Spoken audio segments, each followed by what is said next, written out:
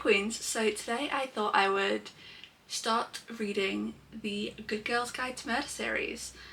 Well, when I'm filming this I've actually already read the first two books, but I wanted to vlog my reading experience because it's such a popular series and the show has just come out. I actually read the first book like the week the show came out, I think it was. Yeah, I just thought I would vlog my experience reading these books because I know obviously how popular they are, and yeah, this is going to be a spoiler vlog, so if you haven't read the books and don't want to be spoiled, then hold off on this video for now and come back later when you have read the series. I also am going to talk about my thoughts of the show as well.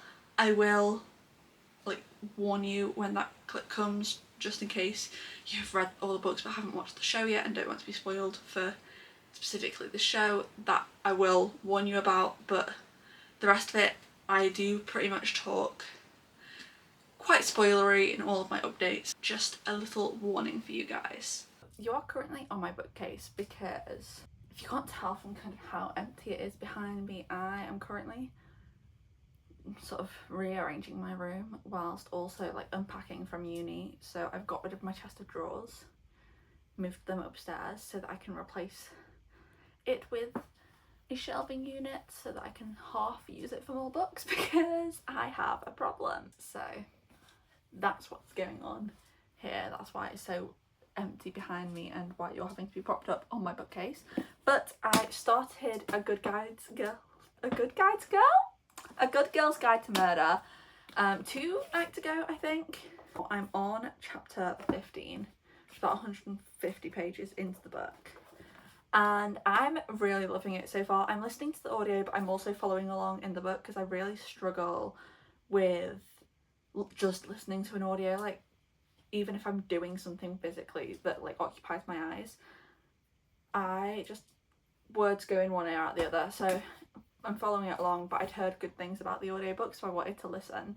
And I don't know if it's because I'm listening to the audiobook or whether it is just the way that this book is written, but it does feel so British, and I'm really enjoying that sort of voice that it has, because I don't think I've really read anything that feels so like quintessentially British.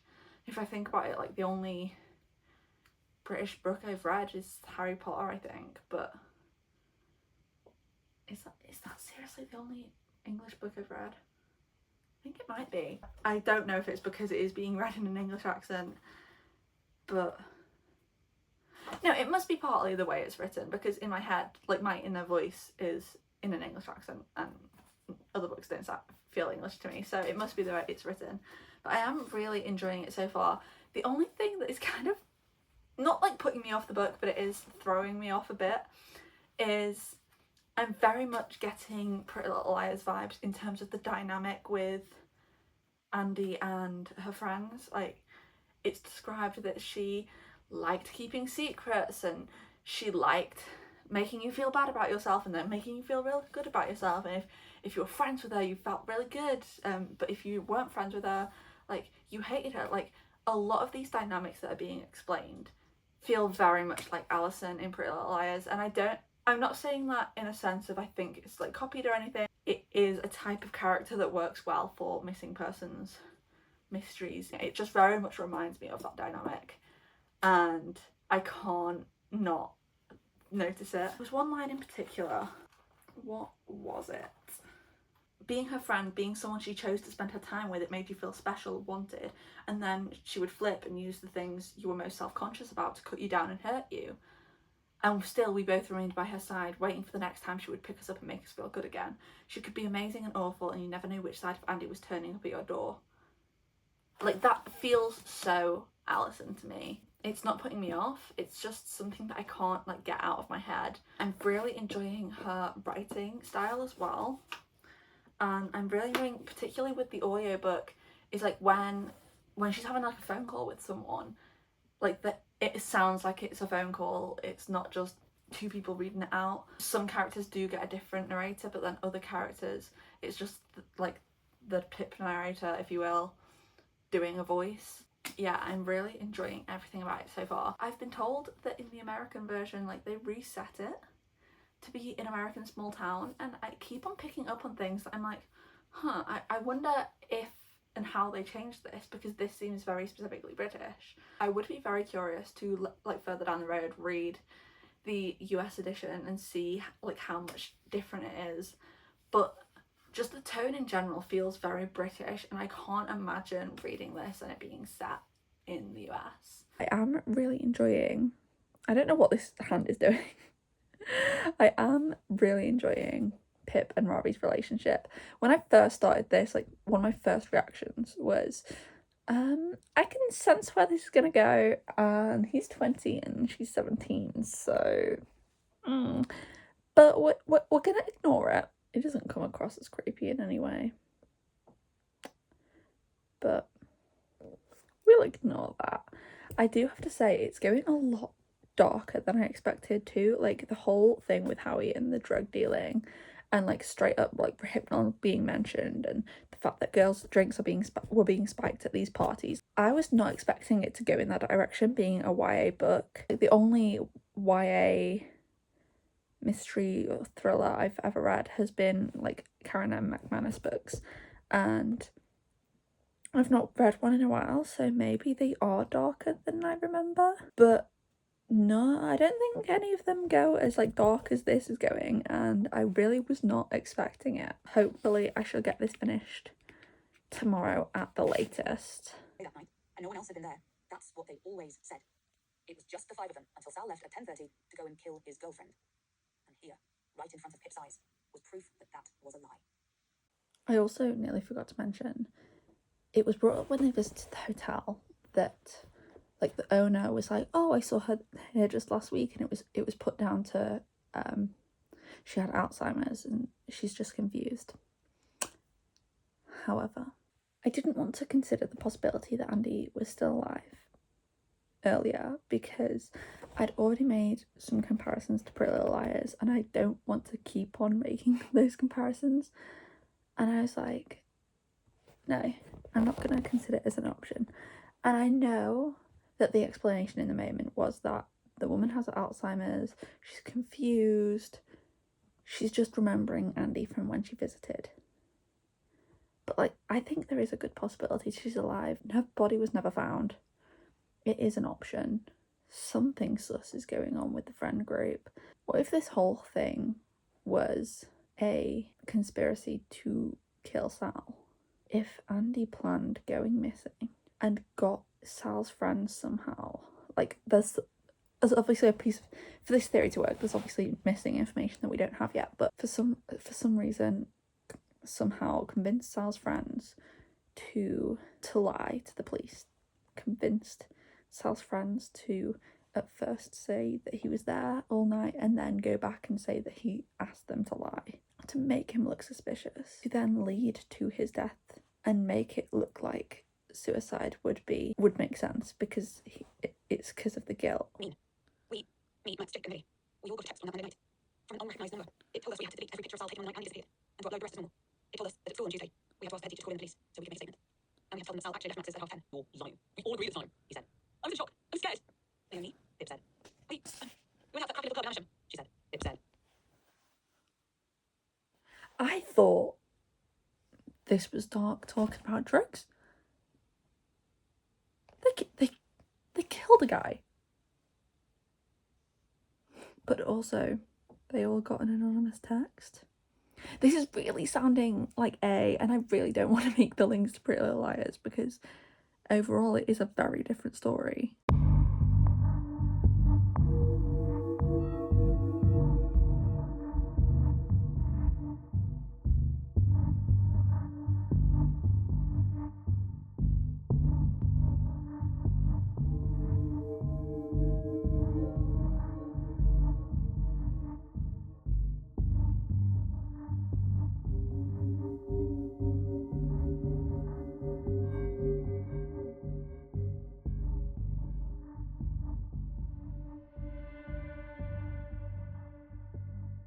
I finished this not last night, the night before, but I spent all yesterday binging the show and then catching up on the fact that I hadn't done any cleaning because of the fact that I was binging the show.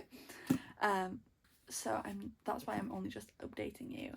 But I loved this. I gave it a 4.75 overall, which you might be thinking, at that rate, just give it a 5.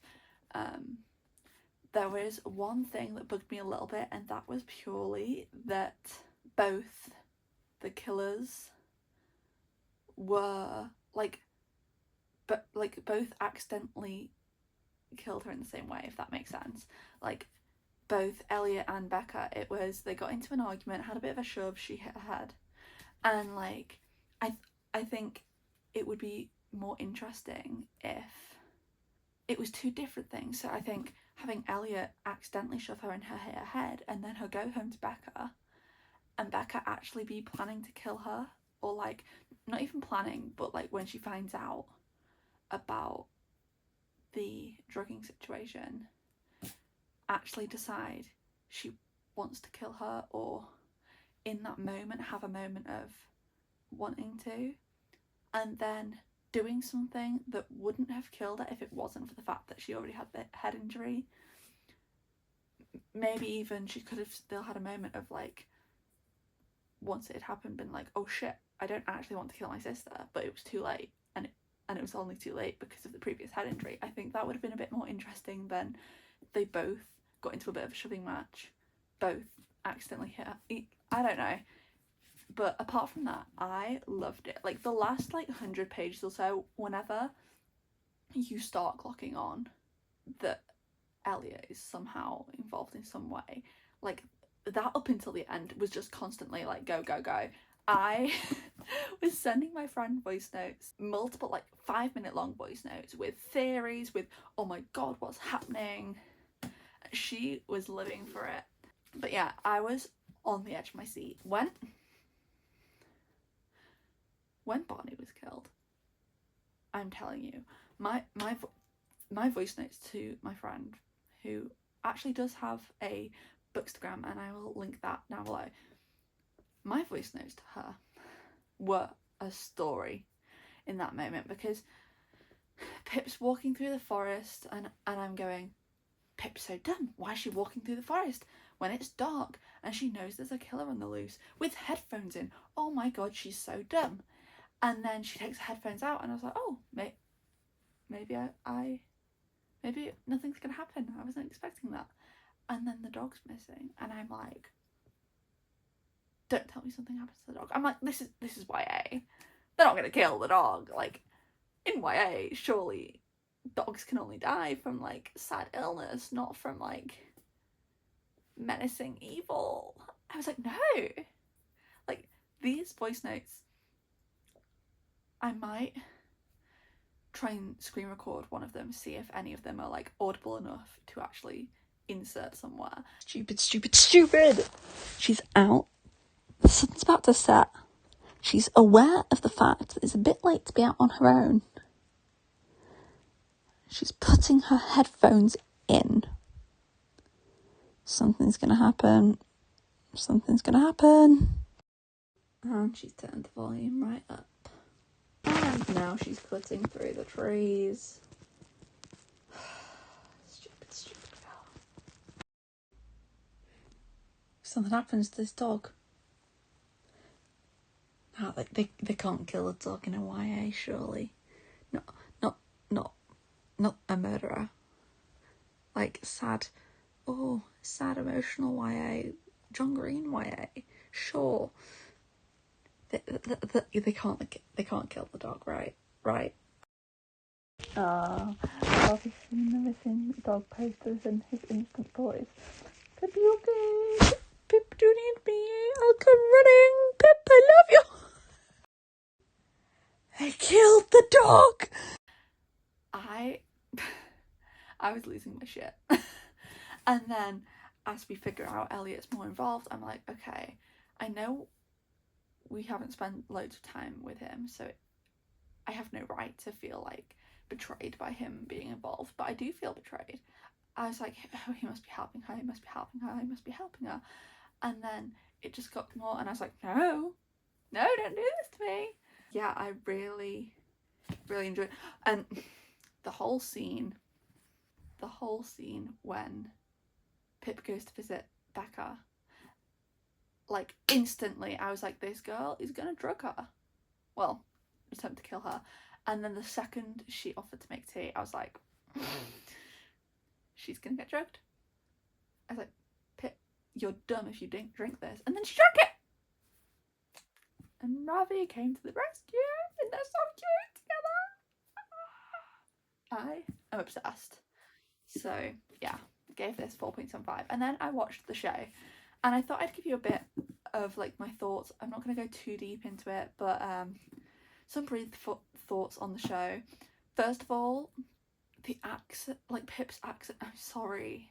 She was really trying, but it was really taking me out of it. Like, the accent was just like sometimes she sounded Canadian, sometimes she sounded, I don't even know what, like sometimes it just sounded like a mix of like multiple accents. Like, it was really throwing me off. There were certain changes that I understood, certain changes that I was like, this feels strange. I was really baffled by like how little Becca was involved in the show until the last episode.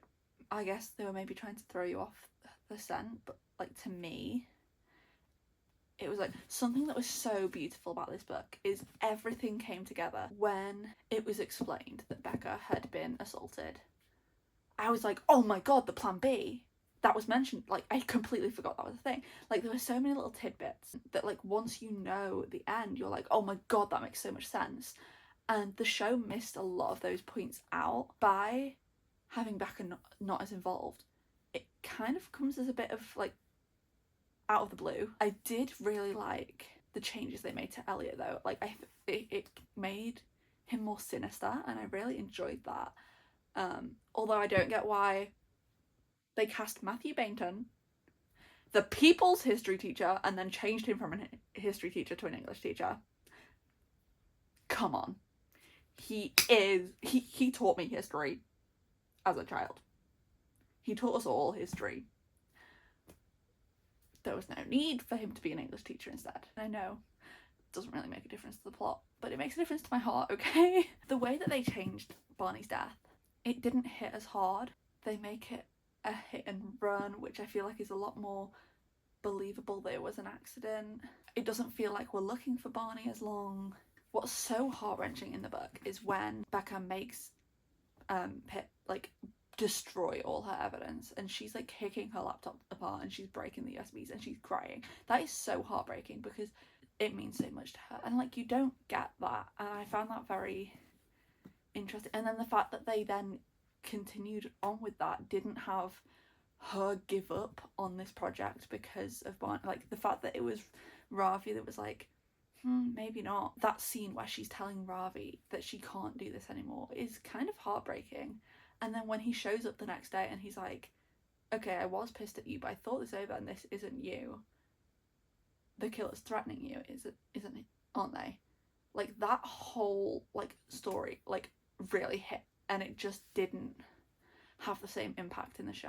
Overall, like I did enjoy it. I like it as a show, but not as an adaptation necessarily. Okay, so I'm currently in Rhodes. We are leaving today, hence the cases on the bed.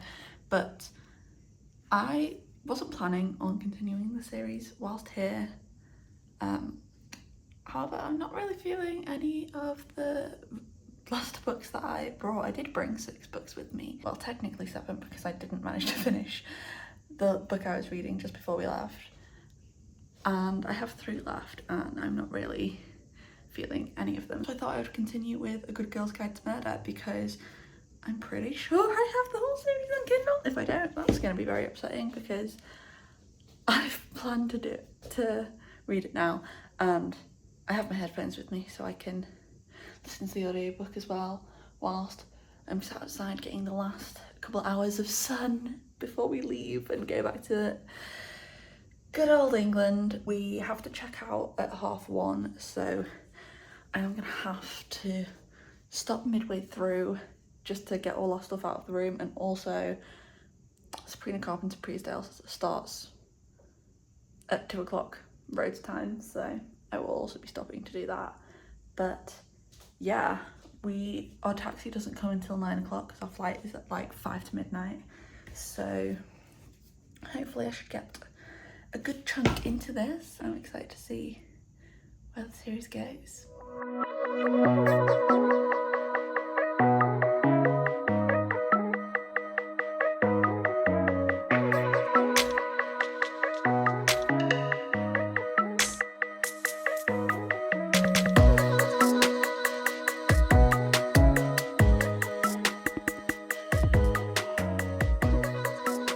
Okay, so I got back from holiday at 4 AM this morning, but I started Good Girl Bad Blood kind of by the pool. I barely read any of it by the pool, and then on the plane, again, didn't really read that much on the plane because I was really tired and I couldn't get to sleep because I couldn't get comfy, but I couldn't make myself focus on words either, even though I'm listening to the audiobook at the same time. So I'm on page 67 at the moment, which is like chapter 7, and it's like we've just found out that Jamie is missing. So I don't really have much to say in terms of new information, how I'm finding it. I'm going to carry on with Good Girl Bad Blood on my Kindle, despite the fact that I'm now back home and have the physical book with me, and of course listening to the audiobook at the same time because I've been really enjoying the audio experience. Okay, so it's been a couple days since I last spoke to you. I actually don't know where I was up to when I spoke to you, but I don't really think I've done like a proper update yet. So I'm currently 45% into the book, and so far I'm not enjoying it as much as the first book, and I don't know why. I don't know whether I'm not finding the mystery as compelling, or whether I prefer, I think it might be that I prefer the dynamic of Ravi and Pip to Connor and Pip. I think Connor's annoying me a bit in this investigation, which like his brother is missing, so I'll give it to him. He is annoying me a bit. But I just came in to say, essentially, we've just got to the point when we found out the possibility of a catfish called Layla who was using the other girl from school's photos. And I don't know, I don't think that is who he was on the phone to. That's what Pip thinks happened as of now. Pip thinks that he was on the phone to whoever his Layla was. But I don't know, like, the comments about calling police make sense for that, but him saying I can't do it, that sounds more like he was involved with something, that like someone wanted him to do something that he didn't agree with. And same with like the money thing, it sounds like he's got caught up in something. I don't think that phone call was to this Layla person. I don't think that catfishing element is going to be that relevant to the reveal unless it's something along the lines of like Layla was fishing information from him for whoever he owed money to, whoever was trying to get him to do something. That's the only way I can see Layla being involved in the overall reveal at the moment. It's currently 3:30 in the morning, and in 12 hours I will be on a flight to Ireland to visit my cousins. However, I am sat here reading Good Girl Bad Blood. I have 45 minutes left of the audiobook. Pippa is the dumbest person I have ever read about. This plan to go to the farmhouse to lure Stanley out, and she is going to be the one to go. Dumb. I mean, I know she's got to survive because there's another book, but dumb. I really like this pathway it's going down of it being related to this like old serial killer story and this like child Brunswick. I think it leaves for a very interesting story. I'm not sure how right I was about my earlier thing of I don't think he was on the phone to Layla. Yeah, I was kind of right in the fact that like Layla was like trying to get information out of people. Like Layla was like an account to get information. I was just really wrong about what that information was for. Like I was thinking of some sort of scam or fraud or something. I'm definitely gonna stay up and finish this now. Apologies for the interesting lighting. My blinds collapsed a couple weeks ago at this point, and I'm waiting to get new blinds fitted. But I don't want every single update to be in front of my bookshelf, so this is what we're currently dealing with. Unfortunately, they are getting fitted within the next week or so, so fingers crossed that shouldn't be a problem very soon. I'm literally using this lamp over here to try and just get a bit of front lighting because my main light in my room is absolutely shocking and I don't have any like shadow box lights or ring lights at the moment. So we're making do. I have finished Good Girl Bad Blood. This I actually finished about a week ago, but I finished it just before I went to my cousin's for the weekend, so I couldn't update you then, and then I've only been back a couple days and I've just had things going on where I've not been able to film, unfortunately, but that does mean I've been able to sit with my thoughts a bit more so I can give you not just like half finishing reading update, because I know sometimes I have immediate thoughts and then after a bit of brewing some more thoughts come. So I have given this a 3.75 stars. I enjoyed it quite a bit, but not as anywhere near as much as the first book.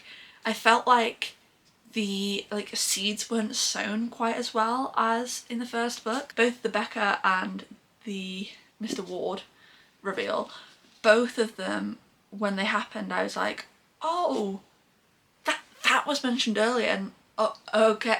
I didn't really have that with this, so I really enjoyed the plotline about Child Brunswick, I think it was called.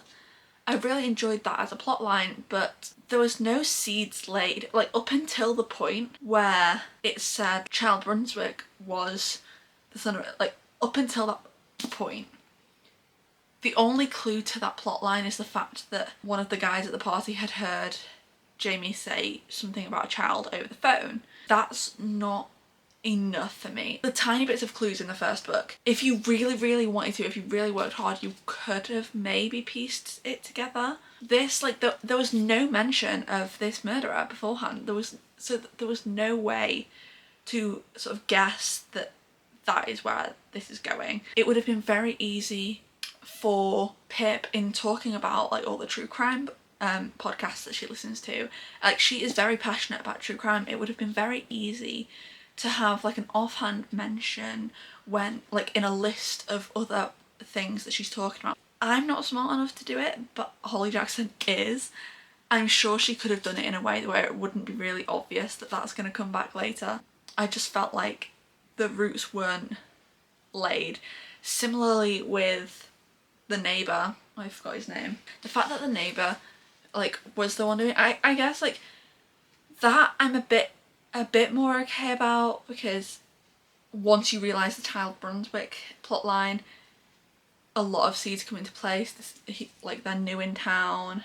He's encouraging her to find Jamie because he knows that Jamie will have either been killed by whoever Child Brunswick is, or is with whoever Child Brunswick is, or knows who Child Brunswick is. The seeds are planted a little bit more there, but yeah, I really found the idea of this old serial killer's son who's now got a new identity and someone trying to find it, I really found that plotline really interesting. You do feel sympathy for Stanley, and you do feel like in this case it is the right thing for his identity to have been hidden, whereas a lot of cases like this no one thinks that. I think that was really interesting, and seeing it from that perspective was really interesting. I just wish a seed had been planted now, and maybe, correct me if I'm wrong, maybe something is offhandedly mentioned in the first book and that's why I don't remember, because my brain is like a sieve, and if it is offhand mentioned in the first book that would change all my opinions. But yeah, I think the case kind of comes out of nowhere. I'm gonna start As Good as Dead as soon as possible. I am excited to get to it. I know it's very hit or miss, like it seems to be a very love it or hate it book. My friend who I've been talking to about this series as I've been reading it, she loves it Meg from Meg with Books, I'm pretty sure, loves it. A lot of people hate it, so I'm very excited to see that where that goes. I wanted to check in with you because I did get a chunk of this read last night. I've been stuck on around the 60-page mark for, I can't lie, like a month, because I started this straight after I filmed my 24-hour vlog, I think. I think it was straight after that, and I just wasn't in a mystery mood, so I didn't read far enough to get to the point of being hooked into the mystery. I was in a romance mood and I just put this down to read some cute little romances just because I was not in the mood to pick this up, and it was nothing against the book. Like I say, I just wasn't in a mystery mood. I'm a mood reader, and so if I haven't already got hooked in the mystery, it's very possible that I'm going to go out of the mystery mood before it gets to that point. It just happens sometimes. But I finally picked this back up last night and I read to page 185, which is like just about a third. I think it's just under a third of the way through. And yeah, I'm really enjoying it at the moment. We've got some little tidbits now. The mystery has really kicked in, and yeah, I can't remember if this is a spoiler vlog or not. That's how long I've been filming this video. And like I said, it's nothing against these books. I just have a short attention span. But I can't remember. I think I was giving spoilers. If I wasn't, I'll just cut this section out. But yeah, we've discussed the DT killer, and from the second it was mentioned, it was obvious that this, like, the person who was arrested wasn't gonna have been the actual DT killer. My only thing was, like, it's been mentioned quite early, so like maybe not, but it's clear that like the mystery is gonna become like who was the DT killer, and therefore who is now stalking me. Jason Bell doesn't seem to be a suspect, and that is sus to me because he's the owner of the company that is the reason the other guy was connected to all of them. He has very much reason to hate Pip, and like they say, oh, serial killers often stop when a big life change happens that either means they don't have the time anymore or the urge. The last killing happened the same night Andy died. So like maybe his daughter dying is what, I don't know, stopped him. But at the same time, I feel like that's such an obvious person for it to be, that I'm like, surely Miss Jackson would not make it him. But then Pip isn't even sus of him. She went to him to get answers about the CCTV, about the security alarm that went off, not to get answers just in general. She doesn't seem to suspect him at all, and that I find strange. So we'll see where that goes. I have been slightly spoiled because someone mentioned that this could have been called Good Girl Gone Bad. Obviously that's like both a minor spoiler and not a spoiler, and a huge spoiler even, because it's not specific, but at the same time, like, that's a big vibe. And I mentioned it to my friend who has been desperate for me to finish this series, and she was like, I need to know the second you finish because I have thoughts on that, but I can't tell you because spoilers. So yeah, and she actually pointed out that the DT killer was mentioned in the show, which obviously I didn't notice because when I watched the show I had only read the first book. But interesting to see that they're gonna like drop that in there, because that's gonna come full circle season 3. And yeah, I am really enjoying it. I can't wait to see where this goes. I know it's gonna take like a darker route than the others, or I assume it's gonna take a darker route than the others. And yeah, I do also now have Killjoy.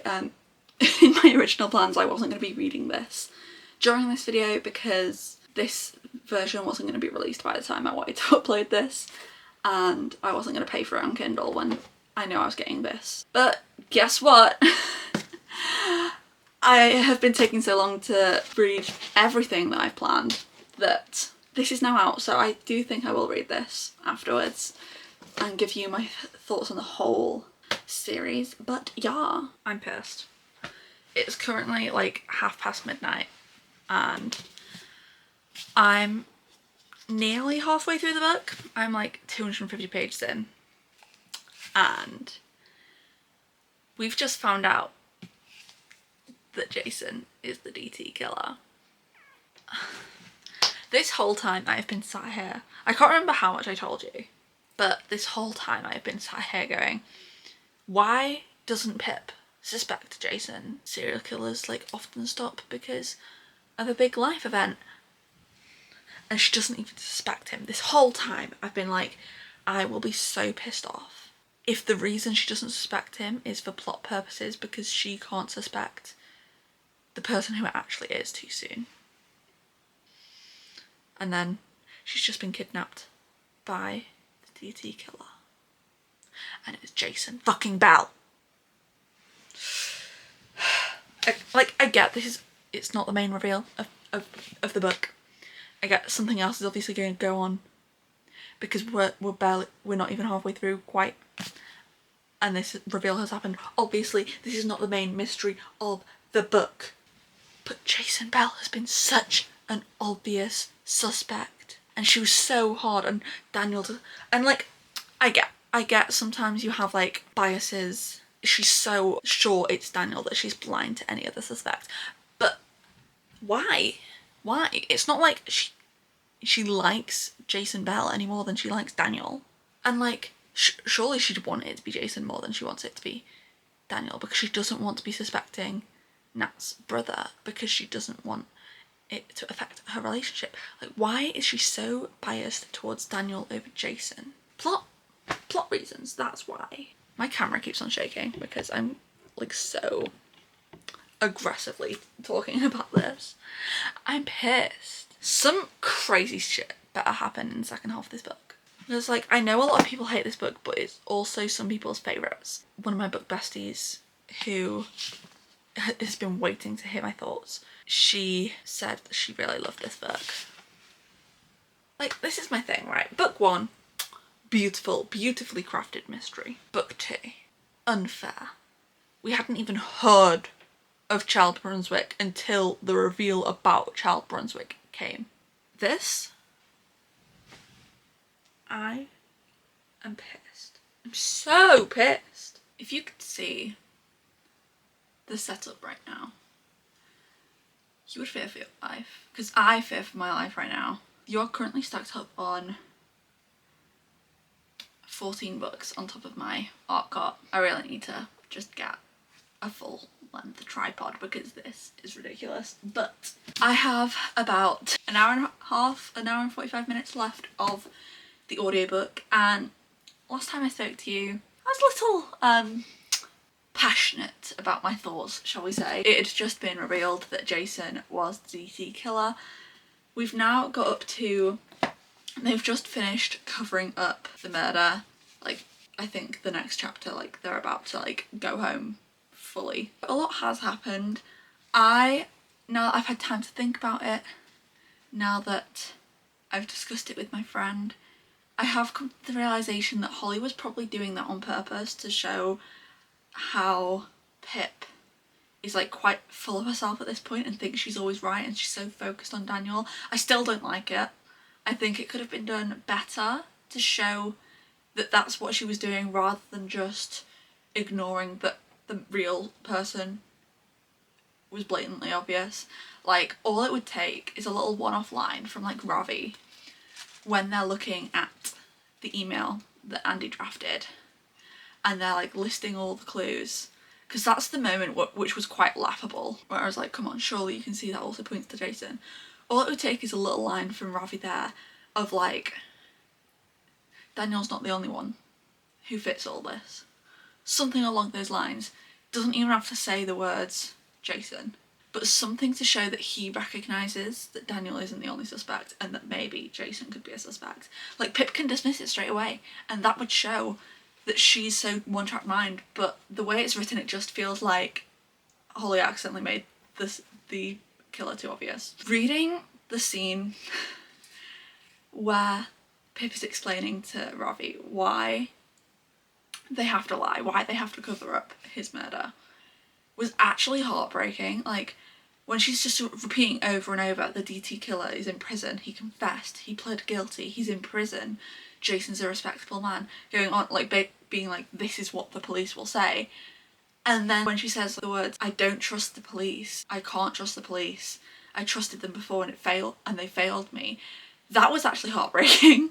Like, reading that in that moment, yes, sometimes Pip does some questionable things, but at heart she's a good person, and she she's right, she's tried going to the police so many times and it never works. And just reading that scene was so heartbreaking. I'm so stressed because I feel like, you know, we've got, what, 120 pages left? Something's got to happen to mess up this plan. There's no way for 120 pages, it's just the police investigate the murder, find out it's Max Hastings, done, dusted. Like, that can't be what happens, and I'm stressed because I don't want her to get any suspicion because he just deserved to be dead. Like, I'm just picturing that scene. Like, I am not someone who can visualise books very well. I know some people, when they read, they see a movie in their head. That's not me, and I wish it was. But I was just picturing, like, from the point that Jason abducts her, picturing the TV show, like, how it's going to play out in the TV show, and I can't wait. We've not even got season 2 yet, but I can't wait to see this play out in the TV show. And hopefully we'll get cut into Ravi starting to look for her. Because that's the other thing, when she's like, I disappeared and Ravi looked for me. Yeah, I'm really enjoying this. I don't know, I still think the first one is my favourite, but this is better than the second one, I think. Okay, I have finished As Good as Dead. I am giving this a 4.25 stars. I enjoyed it more than the second one, but the first still just has that special place in my heart, because even though I can see what Holly was doing with certain things, like the whole Jason situation, Jason reveal, it still annoyed me. But yeah, I'm giving this 4.25 stars. It really pisses me off. This isn't a writing issue, this is Pip as a character pissing me off. That she does this whole, we can't be together until the trial's over just in case that they decide he's not guilty and come for me. Like, and it takes like nearly 2 years because that's how trials work. Like, so that's actually speedy for getting a murder trial sorted. I get to a degree where she's coming from, but at the same time it really annoys me that like she's spent nearly 2 years distancing herself from everyone she cares about. Even her family who didn't get involved. I get distancing herself from Ravi because he actively went and lied about the headphones, so if it got caught, he's actively been caught lying to the police. No one else lied to the police. She can still pretend they were unwitting people involved. But it even annoys me that she cut Ravi off because 2 whole years, that's a long time. And the fact that this man is like sat watching that trial and the second the verdict is read out, he texts her. He deserves better. I'm sorry, Pip, but he does. But yeah, I did really enjoy this book. It was interesting, it having a go in a totally different direction. It's not just solving the mystery until the end. It's half the book is solving this mystery, what's going on, and then half the book is how do I get away with murder. I am quite curious as to whether the things she does to like adjust the time of death are based in any level of reality. I'm obviously not a scientist. I don't know. That is just something I find quite interesting, like to what degree would that actually, obviously if it does actually work, there'd be a lot more factors involved. Like, it'd be a very specific temperature and a very specific time. It wouldn't just be like, yeah, just shove him in the car with the aircon on blast and that'll help. But I'm curious whether that would work to any degree whatsoever. I'm really glad I finally got to this book and like this series as a whole. It's one that everyone talks about a lot, and I did have a really fun time with the whole series, and there are points, particularly with this book, that I now can't wait to see in the show. And then I did also finish Killjoy. I read this yesterday, but I've just not had the chance to update you because, so I finished this on Friday night at like midnight, just in time to pick my mum up from the airport. And then Saturday, I was at a wedding all day. I read and finished this yesterday, but I was not feeling the greatest, so I wasn't really in the mood to get on camera, but I did read this basically in one sitting. I just stopped to have lunch, and yeah, it was a fun time. I gave this 3.5 stars because obviously I think novellas, it's really hard to give high ratings, at least for me personally, and obviously this book It was written as a World Book Day book originally. It was written for a bit of fun, a bit of a side story. It wasn't written as, this is going to give us loads of backstory here. Like, she even says in the author's note at the front, this isn't canon to the series, this is just one of the many possibilities as to what got her interested in doing her EPQ on the Andy Bella case. And it was a really fun time experiencing this murder mystery dinner with Pip. I've always wanted to do a murder mystery dinner, and yeah, it was really fun. It was fun seeing little tidbits from other characters, like seeing a little tidbit of Mr. Ward when he sees Robbie walking past and for a split second he thinks it's Sal. Just little bits like that. Fun time, no complaints, but I would have also been perfectly happy not reading this book, so I gave it 3.5 stars for that reason. There was nothing negative about it, it just wasn't necessarily the most necessary addition, but like I said, fun time. So yeah, that is the whole series wrapped up. So I've just done the little bit of maths. That means if we don't count Killjoy, because obviously that's not a full instalment of the series, I gave the series as a whole a 4.25, and including Killjoy, that just brings the average down to 4 stars. So still a really good series. I would definitely recommend this. It doesn't feel like a YA series at all. I think that's why it's been so successful, is that it really doesn't feel like a YA series to me. The only thing that makes this series YA is the age of the characters. You know, there's graphic descriptions of things. In this book, we're literally talking about smashing someone's head in and then covering up their murder. It definitely feels older, like the old end of YA, maybe even new adult. It really doesn't read YA, and I think that is why it's been so successful. Which is actually really exciting, because the other day Miss Jackson announced that she is releasing her adult debut, and I know some people's transitions from YA to adult are a bit rocky, but I am confident if anyone can transition from YA to adult, it's Miss Jackson. I've not read Rachel Price or 5 Survive, so I am only basing this on my experience with A Good Girl's Guide to Murder, and I know a lot of people didn't like 5 Survive or Rachel Price anywhere near as much. This series feels very adult for YA, so I think there's a good chance that her adult debut will be pretty good. So I can't wait for that. That is it for this vlog. Thank you for watching. If you have got this far into the video, please leave a magnifying glass if there is one emoji. If there's not, I know there's a detective emoji. So one of the two down below. And yeah, I have recently started a bookish Instagram if you'd like to follow me there. That's all linked down below. And yeah, leave a like if you enjoyed and subscribe if you'd like to see more from me. Bye!